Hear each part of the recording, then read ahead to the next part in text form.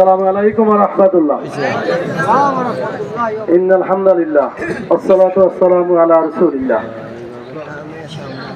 আসন্ন ত্রয়োদশ জাতীয় সংসদ নির্বাচন উপলক্ষে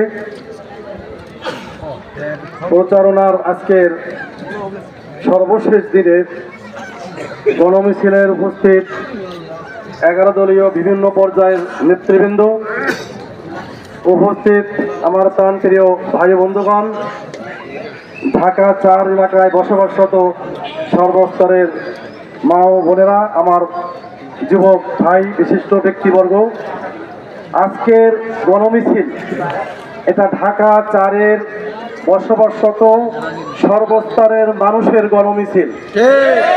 এই মিছিলের বার্তা হলো, এই মিছিলের উদ্দেশ্য হলো ঢাকা 4 থেকে সব ধরনের অন্যায় অপরাধের অবসান ঘটানো।